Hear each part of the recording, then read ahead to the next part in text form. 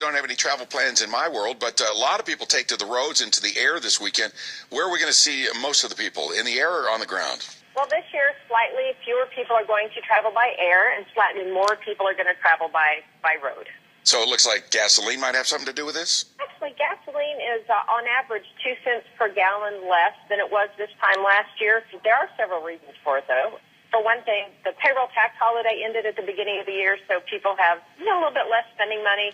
Also, flying is just kind of a hassle these days, and so people are a little more willing to endure a road trip versus all the hassles of flying. Yeah, not to mention the fees that are out there with the airlines these days. Are people really upset about that, and they're kind of getting away from flying when they can drive? It's just that it's so hard to know what the rules are. It's hard to know what to expect. I mean, when you take a road trip, you throw your suitcase in the trunk and you take off, whereas air, did you book it here? Did you book it there? What's the rules on this airline? What's the rules on that airline? And then, through airport security, well, yesterday I got this through. Why aren't you letting this through today? So right. It's just too many rules. People can't keep track. I'm with you there. I hate pulling up to the curb at the airport, trying to check your bags, and all of a sudden they whip out the new rule when the last time I flew, it wasn't in play.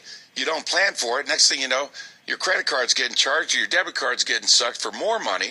I mean, I wish they just put all these fees right in the cost of the airline ticket. One price for my travels and be done with it. Do you see any, common things happening in the future with airlines? If I could predict that, I would charge a lot for the information, I guess. But I agree with you. I think they should just make it a flat price. I think there should be a flat tax. Make it easy. Any ideas for folks that are going to be traveling, some tips on to make things smoother for them and their families? Absolutely. If you're traveling by air, the main thing I tell people is no one's vacation was ever ruined by arriving at the airport too early. There are certainly ways to pass the time at the airport, but if you arrive late, it's kind of hard to redeem that. If you're traveling on the road, go ahead and get your car checked out. Check the air in your tires, including your spare.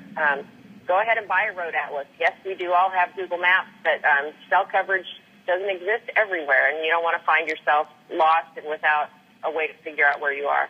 And then also take breaks, because you don't want to, the idea of a vacation is to enjoy each other. So the biggest thing is relax. Cathi Banks, our travel expert on the Memorial Day traveling this weekend. Thank you so much.